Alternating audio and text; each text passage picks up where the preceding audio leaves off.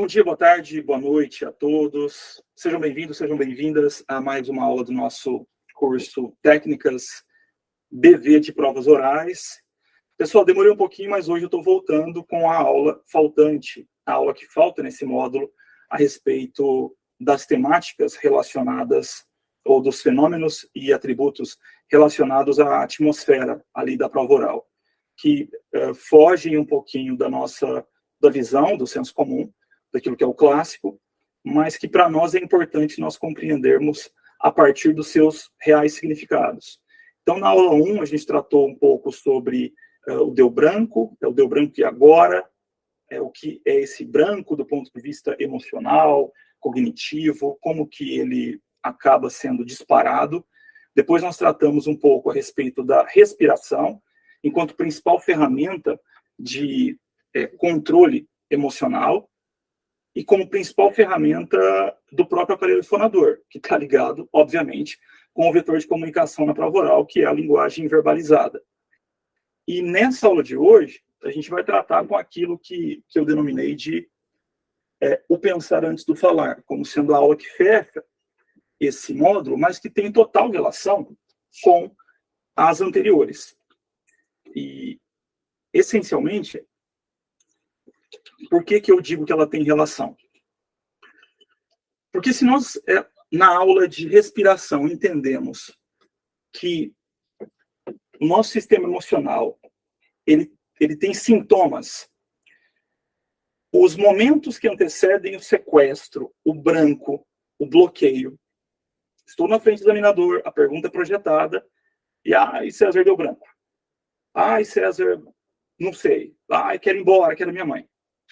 Né? A gente sabe que são reações e situações que muitos candidatos, muitos alunos, muitos amigos, pessoas próximas a nós, dizem quase que como uma unanimidade que essas são situações rotineiras de prova oral. Só que antes desse branco, antes desse bloqueio, antes desse sequestro, o que ocorre com o meu corpo? O meu corpo ele não dá sintomas de que efetivamente eu estou passando por uma situação desgastante e que o meu pedido, na verdade, é de socorro, ou que, na verdade, a minha intenção, o que eu quero em relação àquela circunstância é sair, é fugir. E quais são esses sintomas? O meu corpo ele me avisa que isso está prestes a acontecer. Quais são esses sintomas para a prova oral? César, é a própria prova oral em si. Tudo bem, a gente sabe que a própria atmosfera de prova oral, ou qualquer atmosfera, ou ambiente público de fala, por si só, ele já nos impõe uma série de consequências emocionais que precisam ser gerenciadas. Beleza, isso a gente sabe. Agora, o ponto é, eu estou na atmosfera desgastante, mas durante a minha arguição, durante o meu treino, durante a minha fala, por que eu vou ter momentos, por que eu vou ter picos de emoção descontrolada, vamos colocar assim, ou desequilibrada, e eu vou ter momentos até de certo controle? Porque, naturalmente, você está gerenciando o que está acontecendo naquele momento, ou pelo menos tentando fazer isso. O problema é que antes desses picos acontecerem, o que ocorre com o teu corpo? O teu corpo não te dá sinais de que efetivamente tem alguma coisa errada? Ele dá, pessoal, ele dá sinais e ele dá para todos.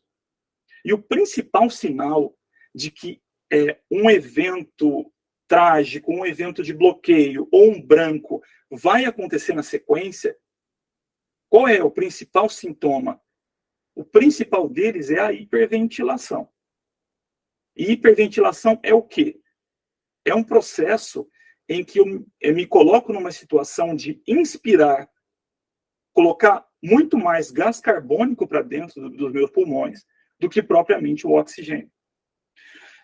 Eu entro num processo de inspiração e expiração de ar incompatível com o modus operandi normal do meu sistema pulmonar.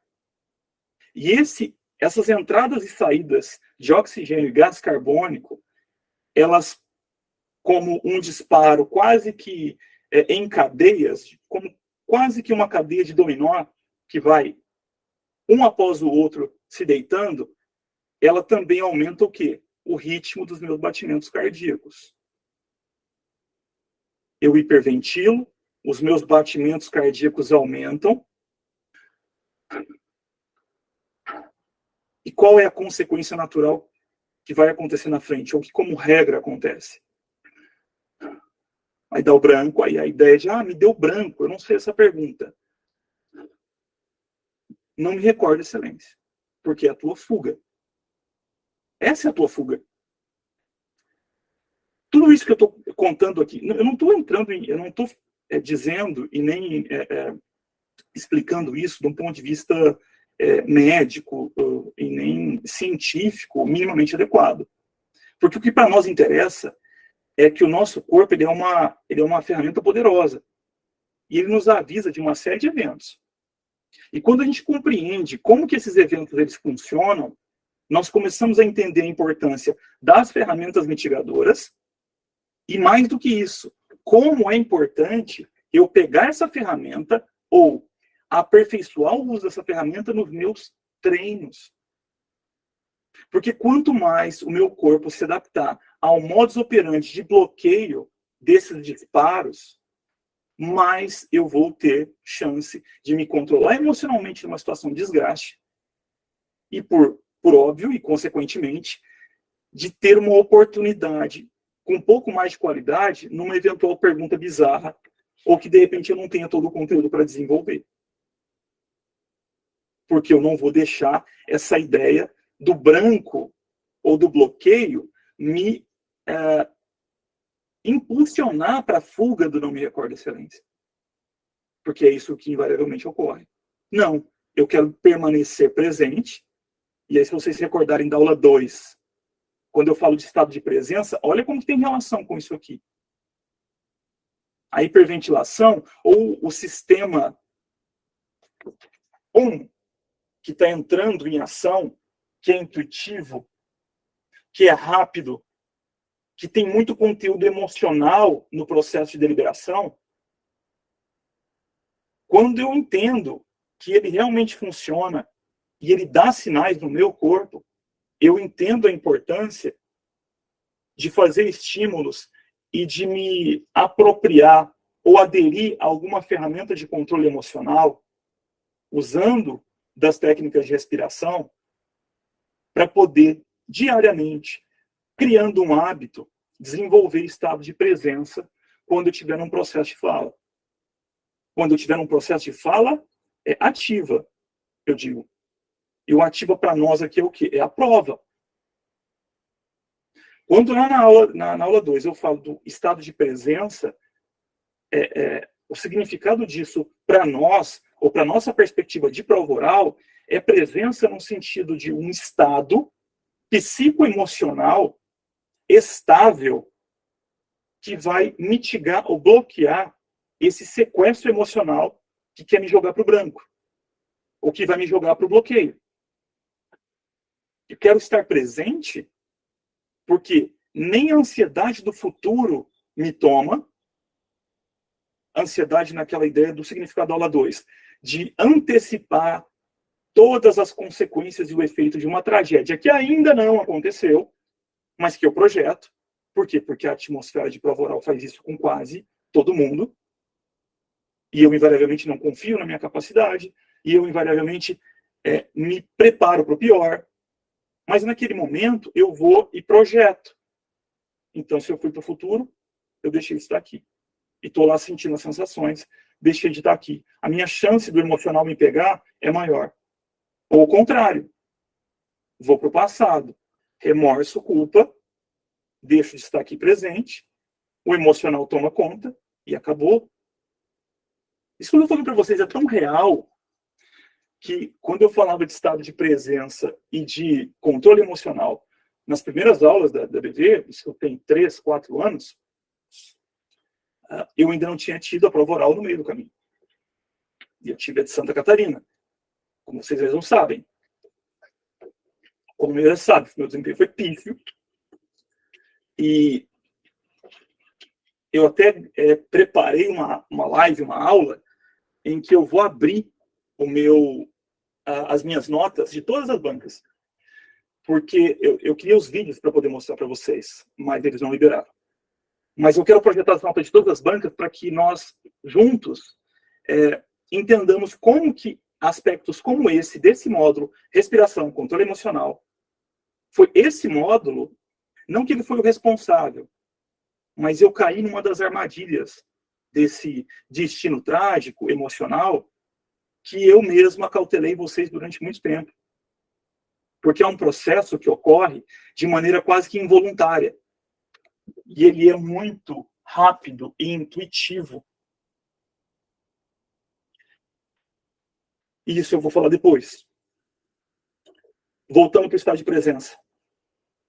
Então, essa presença está absolutamente ligada com uma ideia de estar emocionalmente estável e quero estar presente e não me importa. Nem a pergunta que eu já respondi, que já foi, já acabou. E nem me importa a pergunta que vem adiante. Por quê? Porque o que me importa é estar estável, no pleno discernimento, otimizado de todas as minhas capacidades cognitivas, que para nós, para a prova oral, importa o quê? As possibilidades de resgate, de memorização de conceitos abstratos, que durante o nosso processo de estudo e revisão, seja no RETA, seja no curso regular, todos esses processos de retenção cognitiva, e aqui alimentando um pouquinho na neurociência, eles ocorrem onde? É no sistema 1? Não. Ocorrem aqui, no sistema 2. Todos nós temos os dois sistemas. E os dois são igualmente importantes. O ponto é que muito, ou 90% daquilo que nós vamos absorver durante a vida de concurso, eu digo, não durante a vida toda, mas durante essa vida desses concursos jurídicos de alto rendimento, de elevado nível de abstração, eles ocorrem aqui. E esse sistema neurocognitivo, ele tem por característica ser mais lento, porque ele envolve processos deliberativos racionais. Então, o acesso a esse sistema pressupõe um gasto de energia maior e um pouco mais de lentidão no processamento das informações importantes para que racionalmente, ponderando entre benefícios, prejuízos, entre assertividade, negativas, qual é a resposta correta para a minha prova oral? Ou para essa pergunta que o examinador está me fazendo. A aula de hoje ela tem a ver com esses dois sistemas. O sistema 1, intuitivo rápido, ou sistema do pensar veloz. As duas velocidades de pensamento do Daniel Kahneman, que é o livro que eu indiquei no início. E o sistema 2, sistema cognitivo, que vai envolver um processo de deliberação mais racional. E que, para que ele possa atingir o seu objetivo, ele demanda um pouco mais de tempo. Ele não te entrega, em outras palavras, ele não te entrega o resultado daquilo que você precisa. Ele não te entrega a resposta do que é uma alienação fiduciária umbrella. Ele não te entrega o que é um contrato build-to-suit na velocidade desse aqui. Mas nós precisamos dele para acessar. Ou, em tese, nós deveríamos estar utilizando ele dentro do processo de estudo, consolidação e revisão de conteúdo.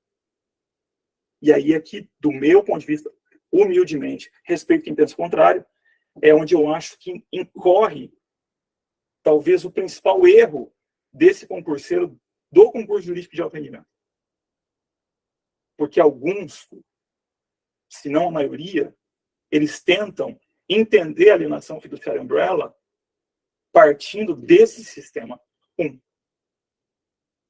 Com memorização excessiva, repetições. As habilidades do conteúdo e seja o que for que você tiver dentro de um processo de aprendizagem, em que o sistema 1 vai ser importante dentro da trajetória, que vai lá na frente te entregar a informação, ou que vai permitir que você execute aquela habilidade, a principal ferramenta de consolidação aqui é a repetição. É o hábito. Habilidades como escovar os dentes, puxar o cinto de segurança quando você entra no carro, andar de bicicleta. São habilidades que, do início, desde quando você aprende e até o final da trajetória da sua vida útil, ou dos momentos finais em que você se utilizou daquela habilidade, essa aprendizagem, ela vem para um nível de velocidade por conta dos repetidos processos, ou das repetidas ações que você fez durante uma vida toda, que tornou aquela habilidade ou aquela funcionalidade uma coisa intuitiva. Você não acorda e pensa que tem que escovar os dentes. Você meio que vai. Chega lá, pega e tô lá dormindo, tô sonâmbulo e tô escovando. Quem já não fez isso? Tô sonâmbulo e tô... Por que quando você está aprendendo a dirigir lá na autoescola, você está no volante e o cara está te ensinando, isso é câmbio, isso aqui é retrovisor, aquilo aí você tem que olhar. E você está ali meio que tentando se encontrar naquele monte de detalhes e de estímulos, né, externos. E se alguém fala com você atrás, cala a boca, liga o rádio aí. Não, gente, opa, calou a boca. Eu estou tentando me concentrar aqui, eu preciso. Por que durante o processo, depois que você se coloca dentro de atmosferas de repetição, aquilo se torna habitual e automaticamente vem para o lado intuitivo. Entrei no carro, puxei de cinto de segurança, já estou trocando marcha sem olhar, e estou aqui, alguns olhando o celular, e troca música, porque você não precisa mais de todo aquele foco e concentração na execução da habilidade, uma vez que ela internalizou e se consolidou em um sistema de acionamento veloz, intuitivo, rápido, em alguns casos de deliberação emocional. E ele existe, e ele está aqui. E ele é muito importante. O problema é que para a prova oral ele é meio que nosso inimigo. Por quê? Porque eles funcionam os dois juntos. A nossa vida ela é recheada de circunstâncias e de situações onde, em alguns casos, apenas o sistema 1 vai funcionar. Em outras situações, eu preciso do sistema 2. Porque eu preciso racionalizar. Você ama o papai ou a mamãe? Eu amo os dois. Eu amo os dois. Reações intuitivas, emocionais. Se você tivesse que escolher entre a hipoteca e a alienação fiduciária em garantir o quê? Opa, calma aí. Por quê? O que aconteceu? Deixa eu pensar nessa história. E aí eu vou usar o sistema 2. São igualmente importantes e funcionam simultaneamente. Mas por que esse é inimigo na prova oral? Porque nele tem um conteúdo emocional muito forte. E também, quando eu falo para vocês de sistema de contra-ameaças, a gente também viu um pouquinho sobre isso na aula 2, o que é o sistema de contra-ameaças? Se fala dentro do nosso sistema emocional, no âmbito das emoções, da alegria, da tristeza, do que te faz chorar, do que te faz sorrir, que o sistema límbico, não vou usar os termos técnicos lá da medicina e nem da psicologia, mas a ideia é a seguinte: o homem, o corpo humano e a forma como os órgãos e toda a nossa capacidade cognitiva emocional ela foi criada e desenhada e existe, e todos nós temos o mesmo sistema, ele foi feito como um sistema emocional de contra-ameaças, ou um sistema de contra-ameaças, e pelo nome contra-ameaças, ele é um mecanismo de defesa do nosso corpo. E como é que ele funciona? Ele funciona desde o homem primitivo até hoje da mesma forma. A partir de estímulos que possam violar minha segurança. Para o homem primitivo, que adentrava a selva e se deparava com um animal selvagem, o sistema de contra-ameaças, que aquele tempo, percebam, estou falando do homem primitivo, e atualmente é o mesmo sistema, ele acionava uma cadeia de disparos, de elevação de batimento cardíaco, porque precisava estimular a circulação sanguínea nos membros inferiores. Porque esse homem, que estava em estado de repouso, precisava de energia para poder se enveredar, mata dentro, em corrida, fugindo do animal selvagem. Ou o contrário, energizar, estimula a circulação sanguínea e ele vai precisar de força porque ele vai lutar. Percebam, fuga ou luta. Disparos de adrenalina. Movimentos, expansão e retração das pupilas para enxergar melhor. A adrenalina para energizar e não sentir dor. Percebam, reações químicas. Eleva o batimento cardíaco, hiperventila. O meu corpo, o meu sistema de contra-ameaças, ele está se preparando para uma agressão iminente. Em que eu preciso estar com as minhas ferramentas, no caso do homem primitivo, o meu corpo, as minhas mãos, os meus braços e as minhas pernas, prontos para essa agressão. Seja para fugir, seja para enfrentar. Mas, César, o que isso tem a ver com a prova oral? Tem a ver que o sistema é o mesmo.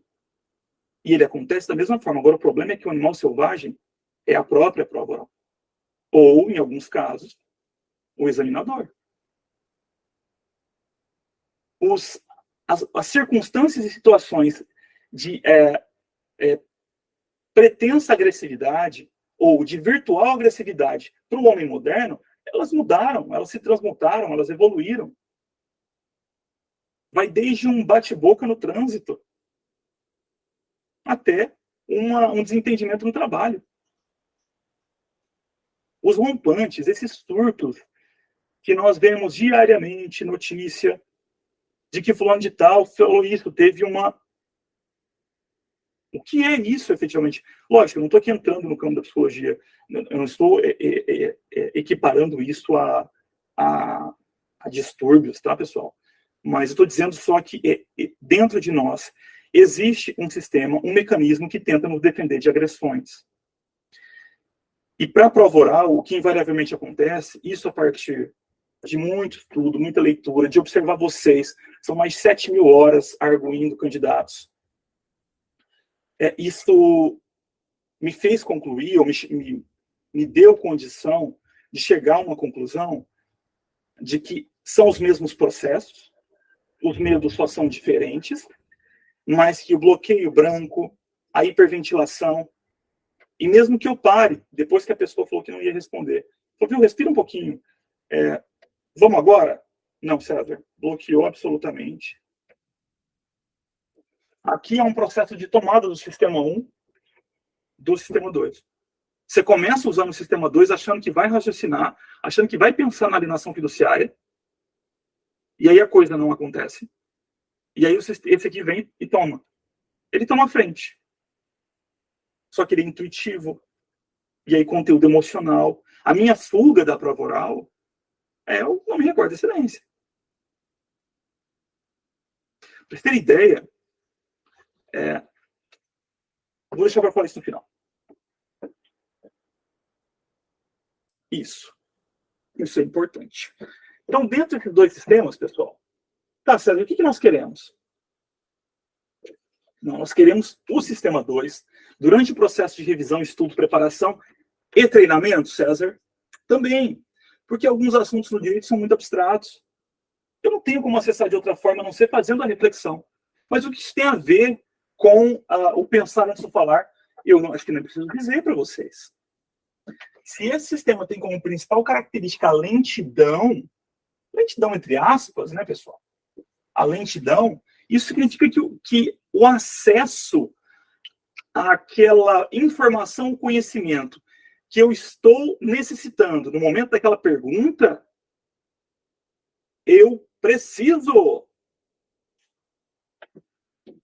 aguardar minimamente que ele faça o processamento. Porque ele não vai raciocinar de maneira instantânea. O instantâneo está aqui. O intuitivo está aqui. E qual que é o problema principal? Isso do meu ponto de vista, humildemente, respeito quem pensa diferente. Respeito. O problema é que a maioria, eu estou dizendo dos quase 5 anos de BV, como as pessoas chegam nos treinamentos.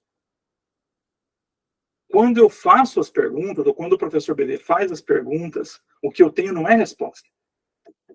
O que eu tenho, ou o que me entregam, como regra, são reações. São reações emocionais à pergunta. E qual que é o problema disso? O problema é que eu estou esperando, a partir de uma tentativa de resposta correta, uma pergunta que me foi dirigida. Eu quero acessar um conteúdo de elevado nível de abstração, em que eu estudei usando o sistema 2, raciocinando, ponderando. Eu quero que ele me entregue usando os atributos do sistema 1. Então, aqui está o caso onde eu projeto a pergunta, defina outorga onerosa do direito de construir. Defina outorga onerosa do direito de construir, candidato. Excelência, a outorga onerosa do direito de construir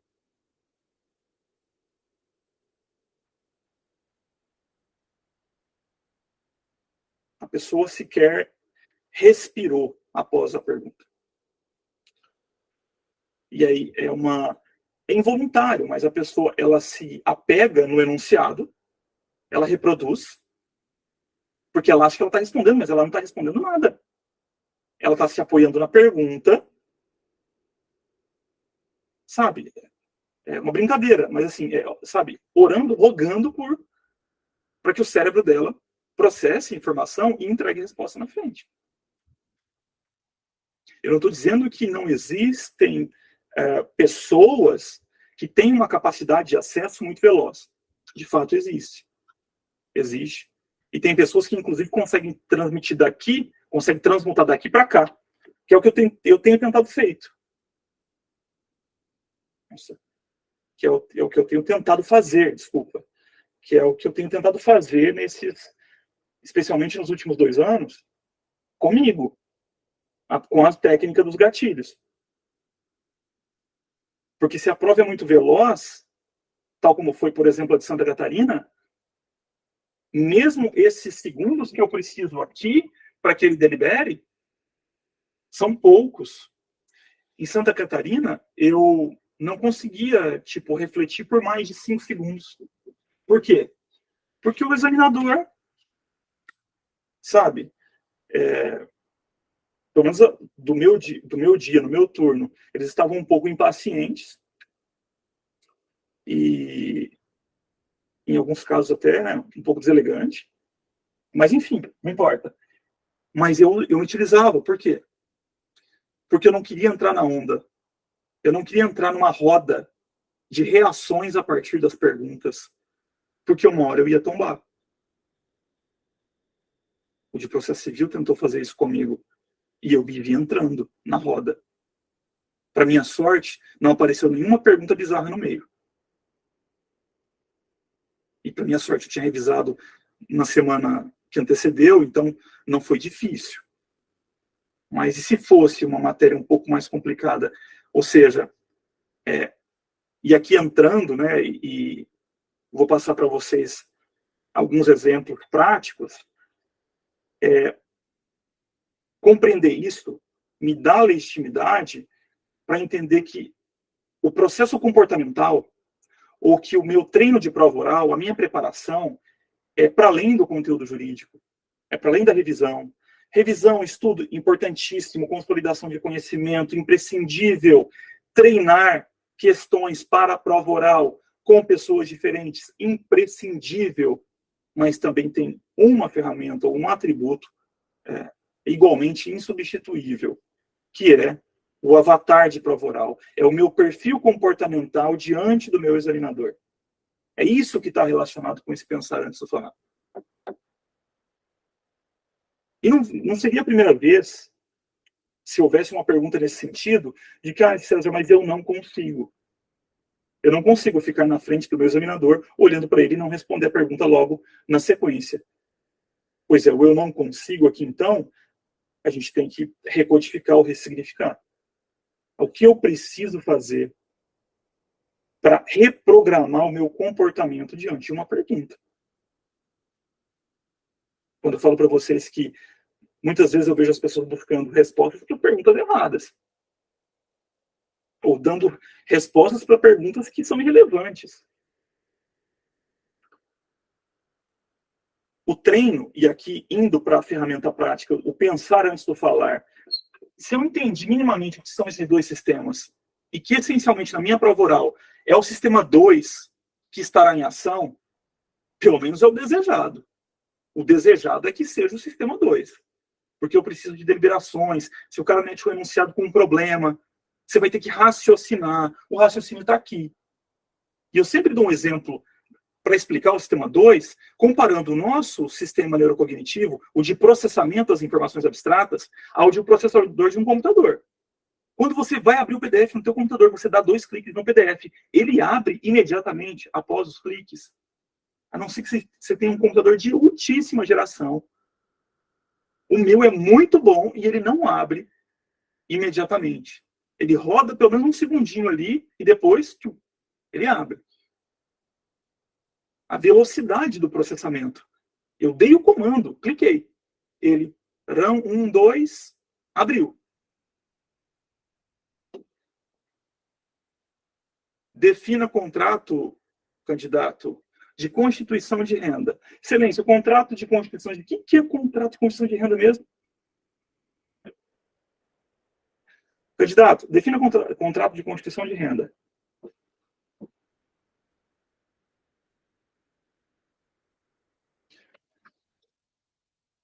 Excelência, remanesce no Código Civil de 2002, a exemplo, ou de igual modo, não enquanto um direito real, mas como uma espécie de contrato e ao qual se impõe a solenidade da escritura pública, o denominado contrato de constituição de renda.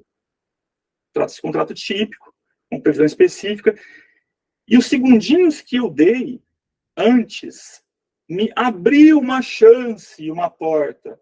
Eu lembrei do Código 16. Nem sei se eu falei certo. Eu acho que no 16 ele não estava no rol dos contratos típicos. Salvo engano, ele estava nos direitos reais ou uma coisa parecida com isso. Mas faz algum tempo que eu não reviso o contrato de constituição de renda. Os processos de revisão para consolidação. O pensar antes do falar, ou a ideia de fortalecer o uso do sistema 2, é entender que eu tenho um comportamento ansioso, e não sei se é o seu caso, mas como é o meu comportamento dentro de um treinamento de uma prova oral de 20 minutos? É por isso que eu falo para vocês que é imprescindível assistir as arguições. Não tem como a gente pensar em treinar para a prova oral apenas sentando na frente do cara e respondendo as perguntas. Mas César, você me dá o feedback e tal, mas não importa. O externo, ou toda aquela informação, e sobretudo em oratória jurídica, sobretudo para uma prova oral. Eu estou falando coisas do teu âmago, do teu ser.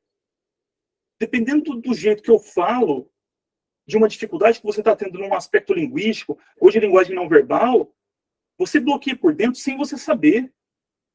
Você fica emocionalmente descontente comigo. Vai ter uma negação por dentro. Você vai estar viajando, doido, varrido. Eu não tenho esse problema. Aí vai, assiste, ou pede para a esposa, para o marido, para o colega, para o companheiro, para a companheira, enfim, não importa. Pede para olhar. Nossa, é verdade. Olha, aqui você deu, aqui você subiu um pouquinho o tom. Olha, aqui você foi meio que um pouco agressiva. E aí você começa a perceber que, de fato, eu tenho certas reações quando as reperguntas são feitas com um pouco mais de energia. Eu não gosto de ser reperguntado. Eu mudo o rosto. Nossa, de fato, ele faz a pergunta, menos de 2 segundos depois, eu já comecei a responder. E aí eu quebrei no segundo período. Eu reproduzi o enunciado e quando era para eu entrar no conceito, não estava pronto ainda. Porque a palavra-chave gatilho ainda não havia aparecido. Porque o meu processo cognitivo ainda não estava maduro. O processo de deliberação ainda estava em andamento. Quantas vezes vocês mesmos já não disseram? Eu passo de uma pergunta para outra, quando você responde a segunda, ai, César, lembrei daquele aspecto da pergunta anterior. Escadaria de Diderot, já Já era. O ganhar tempo, pessoal, está aqui. Se você precisa de tempo, se você treina, se você se prepara e treina usando o tempo como seu aliado, você tem uma outra prova. Significa que você vai ter desempenho? Que isso resolve todos os problemas? Não. Mas ele dá, para mim, o que é mais importante, do meu ponto de vista. Como candidato, inclusive. Ele nos dá uma chance. Ele nos dá uma oportunidade. E prova oral, quem já fez sabe, por vezes o que a gente precisa é de uma chance. Nós precisamos de uma repergunta com uma palavra diferente colocada no enunciado. E aquilo muda todo o nosso cenário de possibilidades. Agora, de nada adianta, e por isso que eu relutei durante muito tempo em gravar essas aulas, em fazer um curso de técnicas gravada, porque é legal que você está aqui, de repente, aprendendo coisas novas sobre isso, e entendendo um pouco mais as funcionalidades neurocognitivas e o quanto isso importa para o nosso estudo. Bacana, legal. Mas o que mais importa é você entender a consequência disso aqui na prática, no teu treino, no teu hábito. Eu brinco de tentar trazer muita coisa do sistema 2 para o sistema 1, porque algumas respostas jurídicas ou de institutos jurídicos, com o tempo, elas acabam indo meio que para o intuitivo. Proteto, ato formal solene, prova, dívida, não sei o quê. Meio que parece que vem para o intuitivo. E beleza. O SERP, dá para a gente fazer isso agora? Não dá para fazer, galera. Não dá para fazer, por quê? Porque é novo. Tudo que é novidade causa mais dor, causa uma dificuldade maior, o esforço intelectual para compreender, ele vai ser um pouco maior também. Vou pensar antes do falar, ou isso como base de técnica comportamental para um treino de prova. Em resumo, significa o quê, César? Significa que dentro do teu treinamento, você busca essencialmente treinar o estudo, as respostas, os padrões, tudo isso é importante. Mas você busca um avatar, ou que a gente vai chamar de um avatar de prova oral.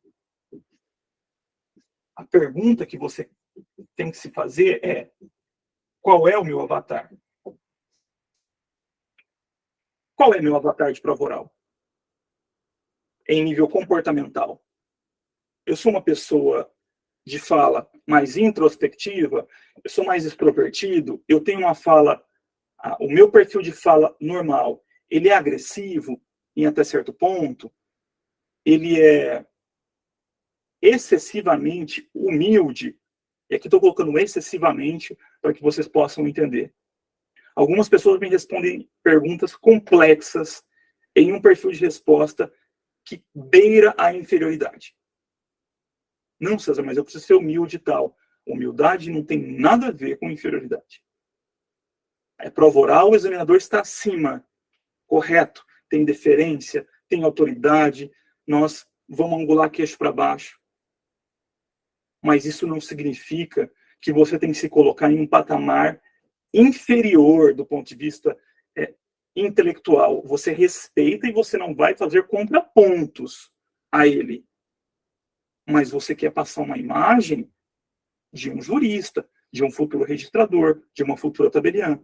Isso não está relacionado só com o conteúdo, está relacionado com o teu comportamento, com a forma como você responde, com a forma como você encara os problemas. E a forma como você responde certas perguntas. Se você usa o sistema 1, o que isso causa no examinador? Um robô. É a sensação que eu tenho, por vezes, com certas respostas. E imagino que o examinador tenha os mesmos sentimentos. O Dr. Márcio Bonini falou que isso, de fato, é uma realidade. Tem candidatos que ele fazia as perguntas e as respostas eram absolutamente robotizadas. As respostas não tocam o outro. Elas não atingem o outro num nível de relacionamento e de fortalecimento de ponte psicoemocionais, inclusive. E, naturalmente, nesses perfis, o encantamento é quase zero. Eu quero sim responder adequadamente, tecnicamente de maneira assertiva. Mas, se possível for, eu quero encantar. Eu quero sair um pouquinho do lugar comum, para que ele possa me tarifar aqui em cima. E aí, César, como é que foi Santa Catarina? Péssimo, péssimo, péssimo, péssimo. Não tinha espaço para fazer isso. Depende do perfil da prova. Algumas provas você consegue trabalhar isso. Provas muito velozes com muitos candidatos, é meio que tudo muito atropelado. Então, mesmo as perguntas, vocês podem observar pelas notas. Eu acho que não teve nenhum 9. Mas foi 8.9, acho que foi a maior nota. Fica muito num critério assim de assertividade a partir da entrega da resposta memorizada. Os atributos da oratória vão para o espaço. Mas o ponto é que, mesmo naquele modelo, se você não tem controle emocional, aí pronto, acabou. Porque você vai entrar numa roda de ansiedade, e de culpa, e de remorso, porque já não fui bem na banca 1, banca 2, banca 3. Já foi tudo para o espaço. Pô, reprovação em prova oral? Quando que a gente ia falar sobre isso? Santa Catarina teve várias. Infelizmente. Eu não acho que é o modelo ideal de prova oral, mas ele existe e a gente tem que se preparar para ele também. Pessoal, pensar antes de falar, eu me conscientizar de que durante os meus treinos, essa busca pelo melhor avatar de prova oral, ele pressupõe um respiro. Eu quero me acostumar a receber a pergunta e não sair reagindo emocionalmente na sequência. Os que reagem emocionalmente sequer conseguem ter o discernimento de devolver a pergunta para o examinador. Eu confesso que, na prova de Santa Catarina, eu usei desse artifício várias vezes. Por quê, César? Na maioria das vezes, porque eu não sabia. As perguntas vieram, isso vai ficar para uma outra oportunidade, mas peguei um dia difícil, questões difíceis. Mas eu usava desse artifício para quê? Para deixar meu cognitivo buscar. Eu queria que a minha intuição trabalhasse a partir daquele momento em que eu estava tentando buscar no abstrato, e quem já não teve esse tipo de sensação, seja em prova ou em outro tipo de experiência, que de repente parece que alguma coisa te encaminha para um lado. A tua intuição meio que te encaminha. Em 90% dos casos ela vai estar certa. Eu já argui muita gente aqui. E aí quando terminava, você acredita que a minha intuição estava me falando para eu ir para esse sentido, e eu duvidei de mim mesma e fui para o outro. A intuição aponta para um lado, não deve ser isso. Vou para esse lado. E aí erra. Então eu quero pausar, eu quero pensar, eu quero ter a possibilidade, que seja por 5 segundos, de raciocinar. A minha primeira pergunta de empresarial na prova de Santa Catarina.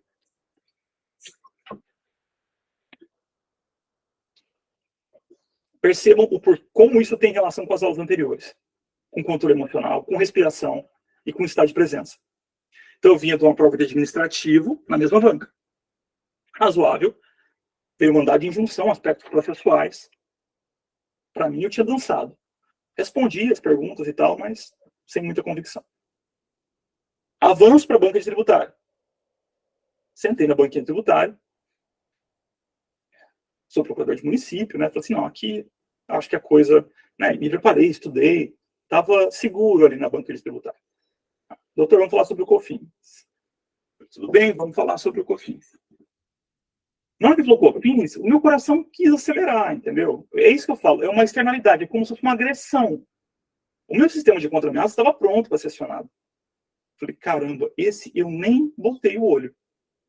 Tinha revisado tudo quanto é tipo de tributo, de contribuição, imposto de grandes fortunas, que não tinha ainda, empréstimo compulsório. Agora, o tal do COFINS ficou. E ali, pessoal, nesses segundinhos, o que eu estava fazendo? Eu já estava na culpa. Olhem como que isso é absolutamente involuntário. Se eu, na hora que ele dirige a pergunta, na hora que ele vem e fala assim, vamos lá, doutor, eu falei, então vamos, pode parar o relógio. Com um relógio de 5 minutos, disparado em contagem regressiva apontado para você. Que tem mais essa ainda. Então vamos lá, eu falei assim, olha, vamos lá, excelência, vamos lá. Eu falar que não? Não, vamos lá. E aí ele começa com as perguntas. A primeira pergunta sobre o que era. E aqui é o ponto que eu acho que foi técnica de respiração, foi controle emocional e técnica de etimologia que me tirou dessa pergunta. Na verdade, percebam, que abriu uma oportunidade para minha arguição tributária. Quando ele fala COFINS, percebam, o intuitivo, o veloz me leva, caramba, eu não estudei, você não estudou isso, César. Mas responder, não tem jeito, ferrou e tal. E aí então, excelência, no momento não me ocorre, que seja. E essa seria a reação natural, não seria? O que eu fiz? Eu respirei.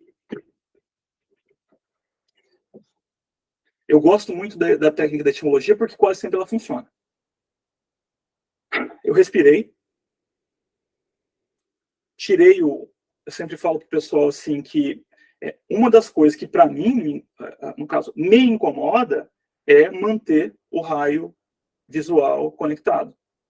Quando de repente eu preciso buscar um raciocínio um pouco mais complexo. Eu preciso de um tempinho.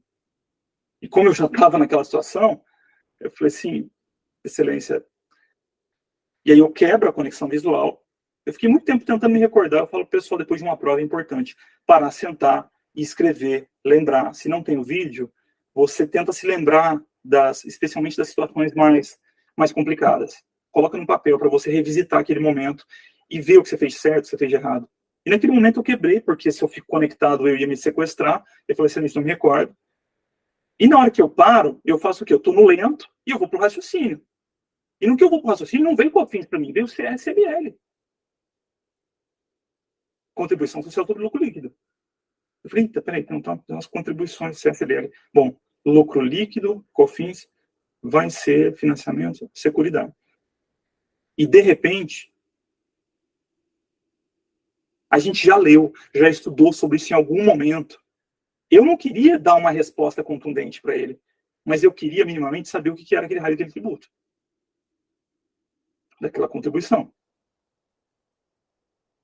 E aí, quando eu começo a responder, excelência, do que me acordo, trata-se da contribuição especial para o financiamento da Seguridade. Aí eu falei do financiamento, aí eu fiz assim, eu falei, eu cheguei a falar previdência, olha isso, ele foi fazendo da Seguridade, doutor, da Seguridade Social, excelência. Ok, doutor, vamos para a próxima pergunta. Olhem como que essas dinâmicas de prova, elas dizem muito para a gente, dá para a gente aprender muita coisa. Vocês acham que ele esperava uma resposta muito contundente sobre COFINS? Eu era o último do turno. Será que tinha tido tratado sobre COFINS até aquele momento? É óbvio que não. Porque as perguntas difíceis e bizarras são difíceis e bizarras, como regra, para todo mundo. E aquele que consegue um pouquinho ali, de repente, tocar no essencial, o que o examinador faz? Resgata. Ou, pelo menos, é o que se espera. E o que, como regra, acontece. Não foi constitucional comigo mesmo. Era um perfil examinador diferentão. E assim se seguiram as 6 questões, subquestões de COFINS. Mas percebam, a partir da primeira pergunta, eu vi que ele já tinha me apoiado e jogado a corda de rapport, e de repente eu tinha já lhe feito mais do que a maioria, eu falei, opa, deixa eu me concentrar. E automaticamente, quando eu faço isso, o que acontece por dentro, do ponto de vista emocional?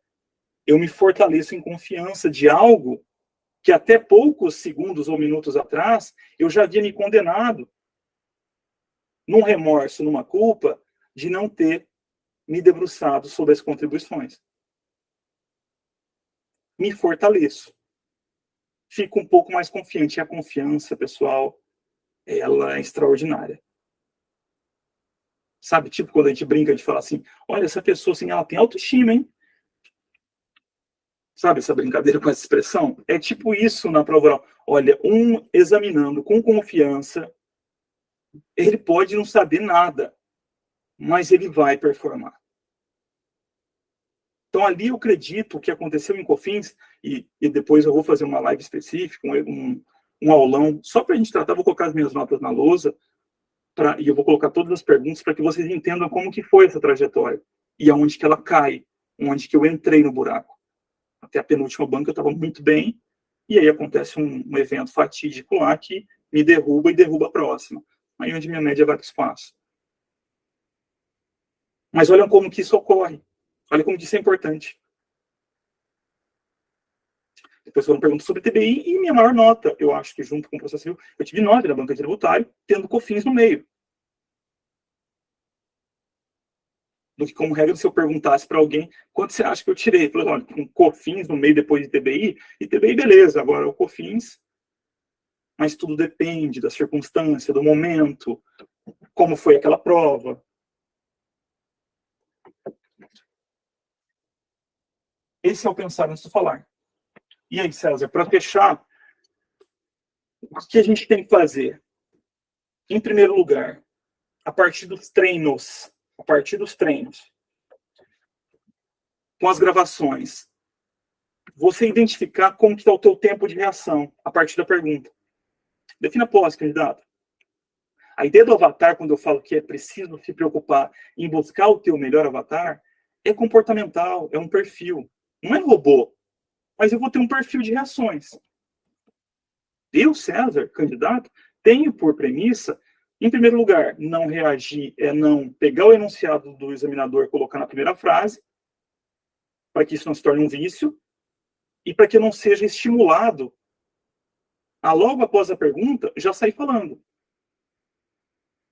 Então, eu uso dessa estratégia. Eu não vou repetir como regra. Em alguns casos, não tem jeito. Mas eu vou tentar me manter numa situação em que eu não vou repetir enunciado. Eu vou sempre buscar locações normativas. E por isso que eu falo para vocês que a localização topográfica, ela muitas vezes, quando você usa desse perfil de padrão, desse padrão de resposta, localização topográfica, sai conectivo de passagem, não é de passagem, o conectivo de...